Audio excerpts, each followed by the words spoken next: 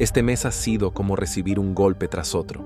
En apenas unos cuantos días, vimos partir a figuras del arte, la música, el deporte, las letras y hasta una joven promesa de las redes sociales. Algunos se fueron de forma silenciosa, otros dejaron tras de sí un mar de dudas. Pero todos, absolutamente todos, dejaron una herida abierta difícil de sanar. Aunque para muchos, apenas hoy sus nombres resulten familiares, cada uno merece ser recordado. Hoy vamos a contarte quiénes fueron, cómo vivieron y cómo partieron, sin adornos innecesarios ni tributos vacíos, solo la realidad detrás de las ausencias que estremecieron marzo de 2025. Así que, ponte cómodo porque lo que vas a escuchar no es solo una lista de nombres, es el retrato de vidas que se apagaron antes de tiempo. Queremos saber qué recuerdo tienes tú de ellos, así que no olvides dejarlo en los comentarios mientras avanzamos en esta crónica llena de nostalgia.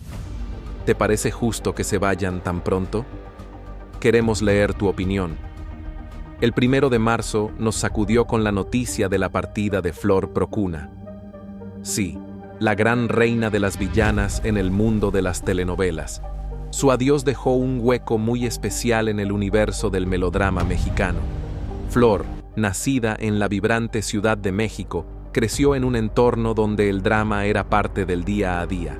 Su padre fue el reconocido torero Luis Procuna y su madre Soyo Chamorro Benard, quienes desde temprano la empaparon de un mundo de emociones intensas. Flor inició su camino artístico en el cine, participando en películas como El Cínico, El Paraíso, Mi Mesera y Renzo el Gitano. Sin embargo, su verdadero salto a la eternidad llegó gracias a las fotonovelas, compartiendo portadas con estrellas como Ana Martín, Jaime Moreno y Salvador Pineda. ¿Recuerdas aquellas revistas que atrapaban desde la primera página? Ella era una figura infaltable, pero donde realmente se ganó el corazón y los suspiros del público fue en las telenovelas de los 70 y los 80. Su interpretación como Irma Ramos en Los Ricos, También Lloran, quedó marcada en la memoria colectiva. Era la madrastra de Mariana Villarreal, encarnada por Verónica Castro, y cada vez que Flor entraba en escena, parecía que todo el estudio se oscurecía de la tensión. Su última participación en televisión fue en Tormenta en el Paraíso, en el año 2007, despidiéndose de las cámaras con una actuación memorable. Tenía 72 años cuando se confirmó su muerte, noticia que se divulgó a través de un canal poco esperado, Enia 1, aquel que aparece cuando ya no queda nada más por ver. Las redes sociales pronto se llenaron de homenajes y recuerdos. Sin embargo, hubo uno que destacó entre todos, el de Juan José Origel.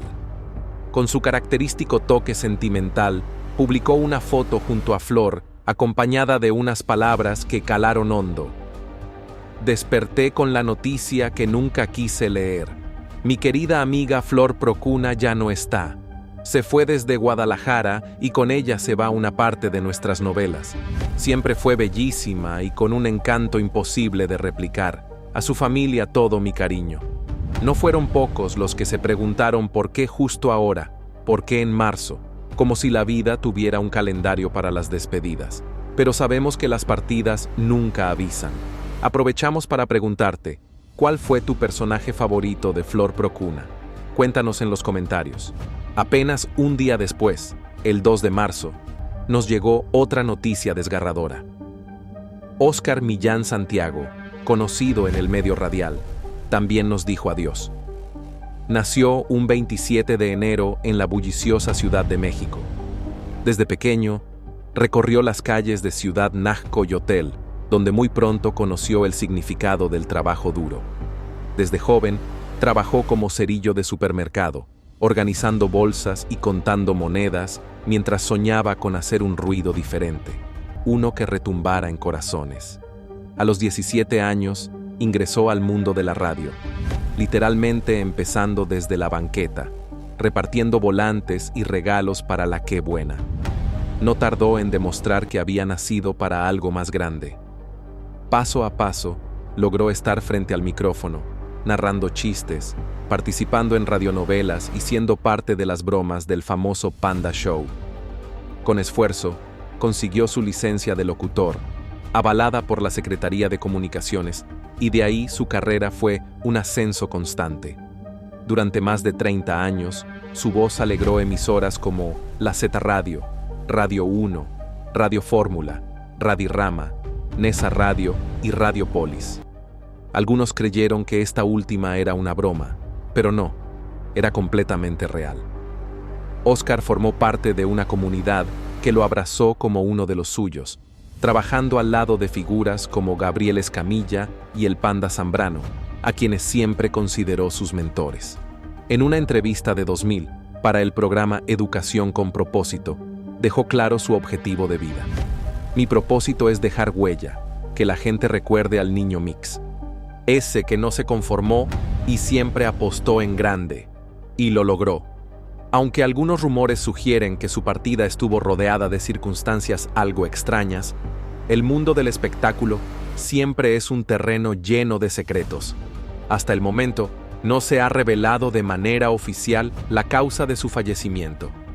Sin embargo, entre murmullos de pasillo, se dice que podría haber sido consecuencia de un cáncer que llevó en silencio. Tenía 52 años. Fue la propia estación de radio donde trabajaba la encargada de confirmar la triste noticia. La noticia fue compartida mediante un comunicado oficial. Este lunes nos invade una tristeza inmensa al despedir a nuestro querido compañero, el niño Mix, quien durante tantos años nos regaló sonrisas en las mañanas y las tardes con su inigualable carisma frente al micrófono. Así fue como se le rindió homenaje. Sin embargo, como ocurre con numerosos locutores de radio, su voz se apagó en silencio, precisamente cuando más falta hacía y sin brindarnos el espacio para asimilarlo. Apenas habíamos comenzado a digerirlo cuando, el 4 de marzo, otro duro golpe sacudió al mundo del espectáculo: el fallecimiento de una auténtica leyenda del cuadrilátero. La lucha libre volvió a vestirse de luto con la partida de Ciclón Ramírez, uno de esos nombres que dejaron huella en toda una generación de apasionados entre las décadas de los años 80 y 90. Fue a través de sus propias redes sociales, sí, hasta los gladiadores tienen su espacio en Facebook, donde se confirmó la lamentable noticia de su deceso. En vida, su nombre real era Celso Reyes Daza, aunque la mayoría lo identificaba por su apodo y por sus espectaculares vuelos sobre las cuerdas. Durante años fue uno de los pilares del circuito independiente, actuando de manera habitual en la mítica Arena del Toreo de Cuatro Caminos. Posteriormente, formó parte del elenco del Consejo Mundial de Lucha Libre, donde protagonizó batallas que todavía son rememoradas como algunas de las más memorables de su época. Con enorme tristeza, comunicamos el fallecimiento de nuestro entrañable Ciclón Ramírez, el Rey del Tope. Su legado permanecerá vivo en el recuerdo de su familia, sus colegas de ring y, por supuesto, en el alma de la afición, decía el sencillo pero emotivo mensaje publicado en sus redes. Celso inició su trayectoria como luchador profesional en 1982, aunque en sus primeras etapas adoptó otros nombres artísticos. Fue conocido primero como OVNI, luego como Pegaso, y también se presentó bajo el seudónimo de Tiburón, hasta que finalmente abrazó la identidad de Ciclón Ramírez, con la cual alcanzaría la fama. Muchos creyeron que era hermano del legendario Huracán Ramírez, e incluso algunos aseguraban que bajo la máscara había un parecido evidente, pero en realidad no existía parentesco alguno entre ellos. Lo que sí compartieron fue una de las alianzas más electrizantes dentro del ring. Una de las rivalidades más recordadas de Ciclón fue contra Felino. Durante la década de los 90, esa enemistad alcanzó su punto máximo en 1993, cuando perdió su máscara en un enfrentamiento que hoy sigue siendo considerado una joya dentro del historial de la lucha libre mexicana. Aunque fue su propia familia quien dio a conocer la noticia en las redes sociales del luchador, hasta el momento no se ha hecho pública la causa oficial de su deceso.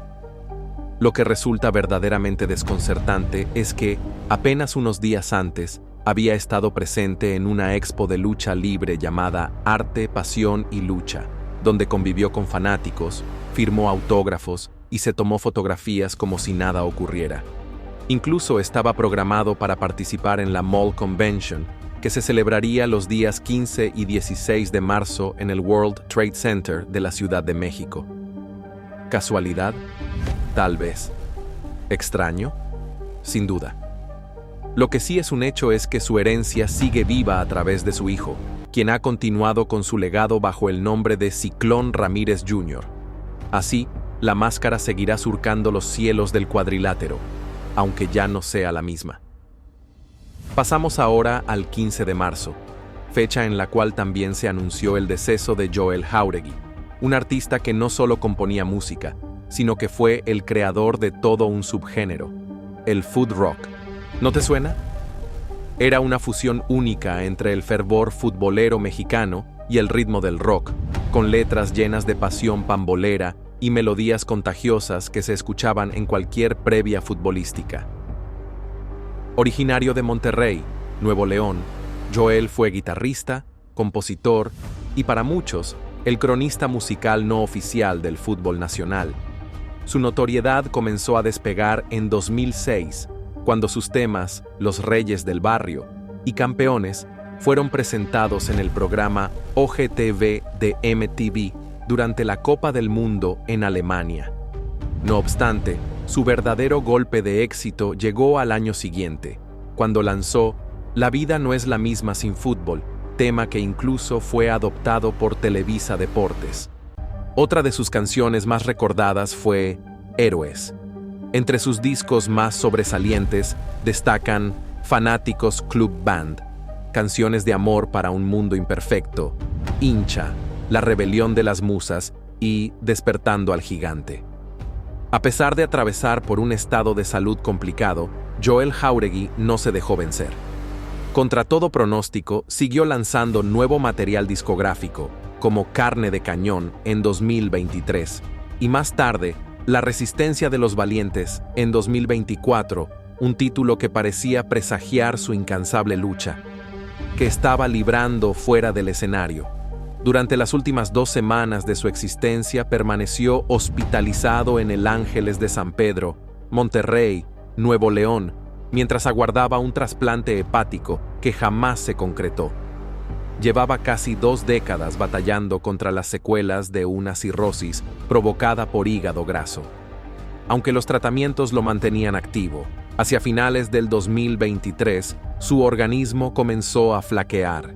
En diciembre surgió la aparición de ascitis, esa molesta acumulación de líquidos en el abdomen que ni siquiera permite respirar con normalidad, obligándolo a someterse a frecuentes drenajes cada 15 días. Todo se tornó aún más crítico cuando en la segunda mitad del 2024 estuvo a punto de recibir el ansiado trasplante, pero este fue descartado a último momento. Sus arterias estaban bloqueadas y requirió un cateterismo. Su estado de debilidad era tal que ya no pudo ser intervenido quirúrgicamente. El Club Rayados de Monterrey también expresó sus condolencias, utilizando una frase cargada de simbolismo. La vida no es igual sin Jáuregui, y en efecto, no lo es.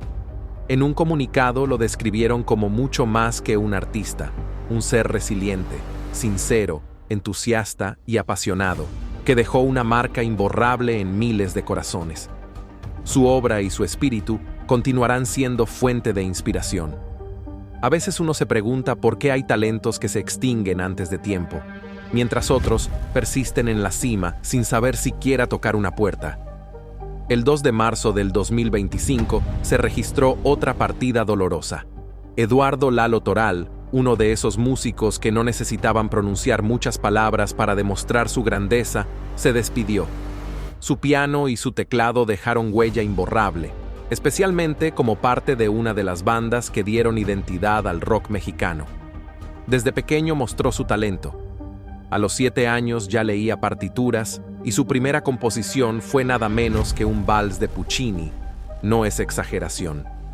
Ya en la adolescencia, influenciado por Elvis Presley, cambió el piano por la guitarra eléctrica y comenzó a interpretar temas del rey del rock, aunque su formación musical fue mucho más sólida.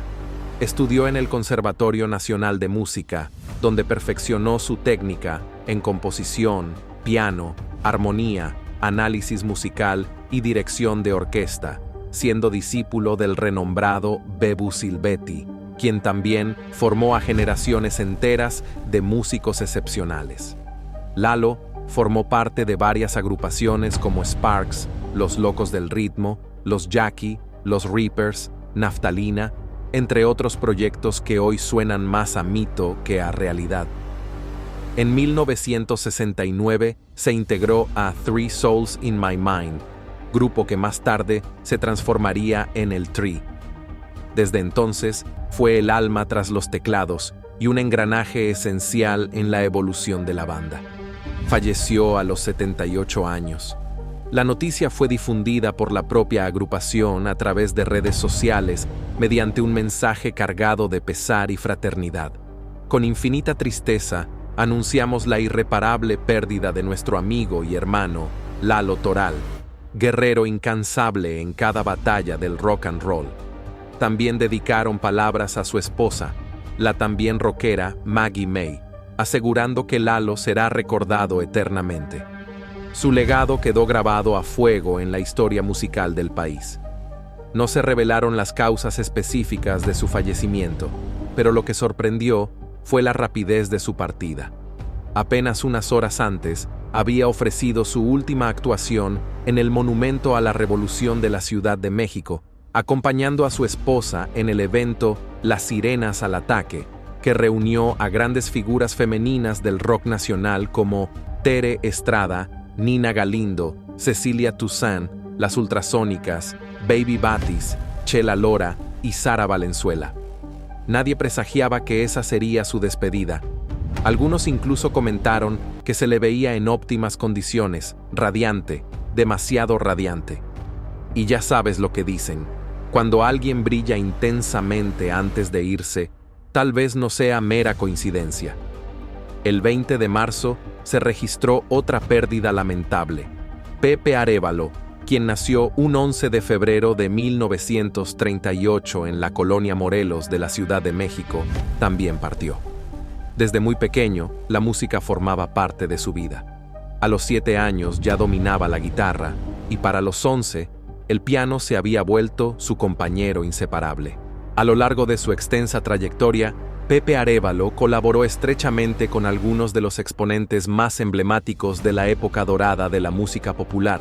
Entre ellos destacan Toña la Negra, Daniel Santos, Silvestre Méndez, Pepe Jara y Fernando Fernández Reyes. Sin embargo, fue en los años 70 cuando decidió forjar su propio camino fundando su orquesta, que sería reconocido para siempre como Pepe Arévalo y sus Mulatos. Con esta agrupación conquistó al público con melodías memorables como Salomé, Urge, Cuatro Vidas, Mujeres Divinas, Pedro Navajas, La Tremenda Charanga y La Suavecita, canciones que aún hoy suenan en toda fiesta, especialmente cuando alguien desempolva la vieja bocina y grita, «Pon una buena». Sin embargo, Arévalo no se limitó únicamente al ámbito musical. También incursionó en la industria cinematográfica, apareciendo en cintas como Las Cariñosas en 1979, Pedro Navaja en 1984, El Hijo de Pedro Navaja en 1986 y El Rey de las Ficheras en 1989, consolidándose como un ícono de la cultura popular de su época, aunque en ocasiones los medios no le brindaran el reconocimiento que merecía. En junio del 2019, celebró 6 décadas y un año de carrera artística con presentaciones en el Multiforo de Tlalpan y el Auditorio Nacional. A esa edad, y manteniendo semejante vitalidad, ya era todo un prodigio verlo actuar con la misma pasión de siempre. Pero como sucede frecuentemente, el cuerpo empezó a cobrarle factura. El 27 de enero del 2025 sufrió un derrame cerebral que lo dejó en estado crítico. Fue trasladado de emergencia al Hospital General número 1 del IMSS, en la Ciudad de México, donde permaneció más de un mes ingresado en terapia intensiva. Finalmente, el 20 de marzo, a las 12:52 de la madrugada, su corazón dejó de latir. La noticia fue confirmada por su hijo, José Luis Arévalo, quien expresó unas palabras que resumieron el Vía Crucis vivido. Fue un mes de batalla diaria. Cada jornada era una lucha. Estaba muy deteriorado, necesitaba descansar y descansó. No obstante, el legado que dejó en la música tropical mexicana seguirá resonando por mucho tiempo. Quien alguna vez bailó con sus canciones, difícilmente podrá olvidarlo. El 3 de marzo del 2025, también se reportó la partida de Joaquín Álvarez Ordóñez, un periodista con una carrera de varias décadas. Aunque no era rostro habitual en la televisión, su peso dentro de las redacciones era incuestionable. Con 93 años de vida, se despidió dejando un legado que algunos intentaron minimizar y otros simplemente no se atrevieron a reconocer.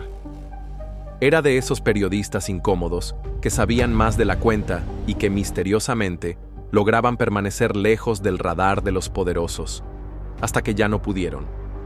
Colaboró en medios impresos desde los años 50, escribiendo crónicas políticas en tiempos donde hacerlo podía costarte no solo el trabajo, sino la vida. Fue testigo de épocas que hoy solo se entienden a través de documentos históricos o libros de historia. Se rumora que dejó manuscritos inéditos que revelarían secretos aún demasiado delicados para salir a la luz. Aunque su familia no ha confirmado nada, el rumor ya circula. Su archivo personal podría incomodar a más de uno. Murió en silencio, como aquellos que sabían que dijeron demasiado en vida. Pero basta asomarse a las hemerotecas para constatar que Joaquín no fue un periodista cualquiera. Fue uno de esos que no callaban cuando todos preferían mirar hacia otro lado. Ese mismo día, otro nombre importante del ámbito cultural mexicano nos dejó.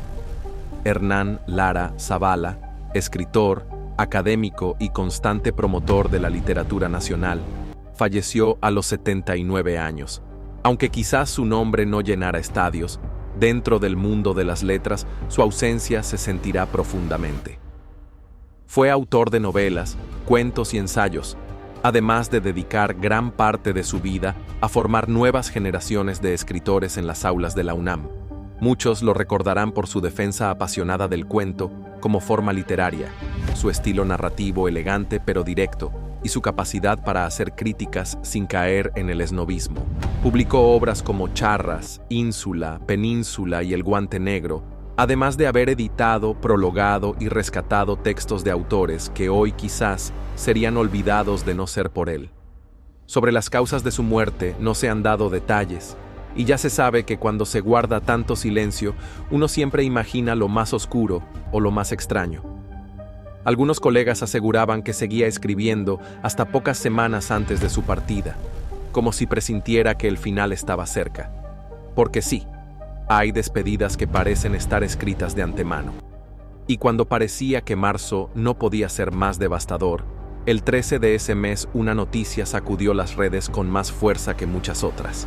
Valeria Mireles, influencer y reina del rodeo, falleció en un accidente automovilístico a tan solo 20 años de edad. Su vida, marcada por el fulgor de las coronas y la popularidad en Internet, se apagó de manera repentina en una carretera de Nuevo León. Valeria había sido coronada como Miss Rodeo Nuevo León y posteriormente como Miss Rodeo México, aunque su influencia no se restringía únicamente a los concursos de belleza, ya que se mantenía sumamente activa en plataformas digitales, donde compartía desde entrenamientos ecuestres hasta pensamientos personales que, curiosamente, en los últimos días se habían vuelto más sombríos. Algunos de sus seguidores aseguran que se mostraba diferente, más reflexiva, como si algo le inquietara. ¿Una simple coincidencia o una advertencia que pasó desapercibida? El accidente, de acuerdo con los informes oficiales, tuvo lugar en la madrugada, y aunque las autoridades apuntan a un exceso de velocidad, ya surgen dudas sobre esta versión. Imágenes del sitio del percance se difundieron rápidamente, pero ninguna dejaba ver con precisión qué fue lo que realmente sucedió. Y como suele ocurrir cuando falta claridad, las conjeturas no tardaron en multiplicarse. Algunos afirman que no viajaba sola, otros sostienen que no se trató de un accidente, y hay quienes aseguran que había recibido amenazas tras abordar ciertos temas incómodos relacionados con el mundo de la charrería.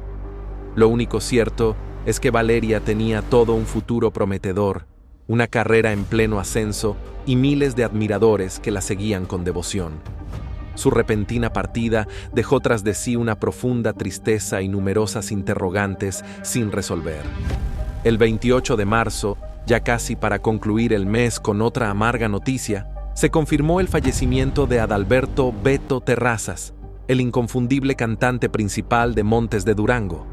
Nacido el 10 de abril de 1964 en Monterrey, Nuevo León, desde su juventud evidenció una pasión irrompible por la música. En 1996 se integró a la agrupación que sería pionera en catapultar el género duranguense, convirtiéndose en una de sus voces más emblemáticas. Durante su primer ciclo en la banda, interpretó himnos como Rama Seca y Tu Mirada, melodías que marcaron una generación y que aún hoy suenan en las estaciones de música regional. En 2005, Beto decidió iniciar su trayectoria como solista, lanzando temas como Muñeca de Ojos de Miel y Tenme Fe, los cuales también se ganaron su espacio en el corazón del público. Sin embargo, la vida es un carrusel impredecible y en noviembre de 2020 volvió a unirse a Montes de Durango para reconectarse con su público y seguir cimentando su legado. A Beto se le detectó cáncer en el año 2021, una batalla que fue silenciosa para el público, pero brutal para sus seres queridos más cercanos. A finales de marzo de 2025, su estado de salud se deterioró gravemente, y la banda solicitó a sus fans unirse en cadenas de oración por su recuperación. Lamentablemente, no fue suficiente. El 28 de marzo, su fallecimiento fue anunciado a través de las redes sociales de Montes de Durango, quienes le dedicaron unas palabras cargadas de afecto. Betillo, fuiste un verdadero guerrero, no solo en esta vida, sino también en el vasto mundo de la música. Escribieron, reflejando la huella profunda que dejó en cada escenario que pisó. La pérdida de figuras tan queridas como Valeria y Beto ha dejado un vacío imposible de llenar, no solo entre sus familiares y amigos, sino también entre todos aquellos que encontraban inspiración y alegría en su arte y su forma de vivir. Cada uno, a su manera, dejó una marca imborrable en el corazón de miles de personas, demostrando que el verdadero legado no se mide solo en fama o éxito, sino en las emociones que logran despertar en los demás. Y es que Valeria, con su energía arrolladora, su sonrisa contagiosa y su profundo amor por la charrería, representaba algo más que una competidora o una influencer. Era un símbolo de pasión, disciplina y autenticidad en un mundo que muchas veces se deja llevar por las apariencias.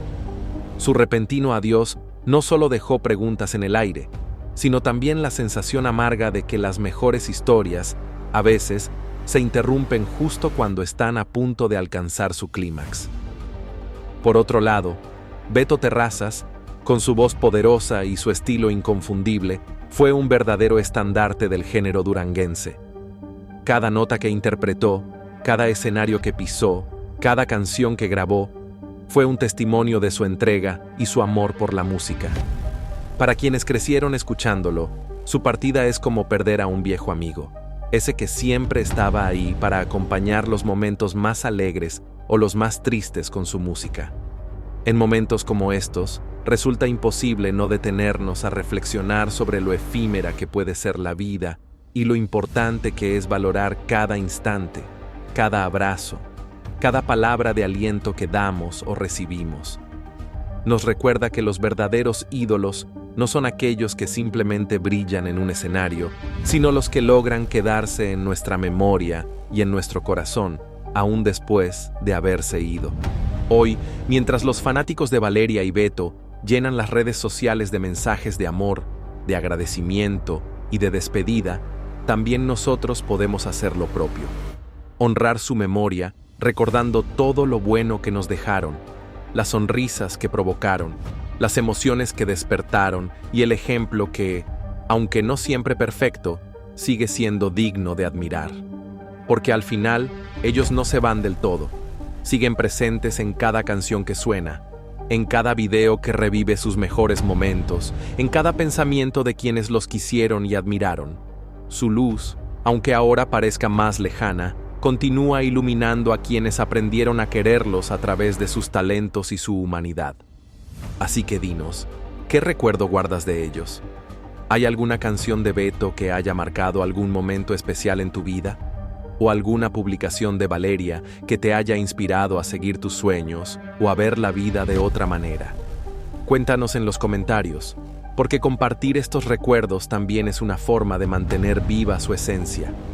Recuerda que en este espacio siempre tendrás un lugar para expresarte, para rendir homenaje a esas almas que, aunque partieron físicamente, siguen muy presentes entre nosotros. Y si hoy te has emocionado recordándolos, no dudes en enviarles una oración o unas palabras bonitas allá donde estén.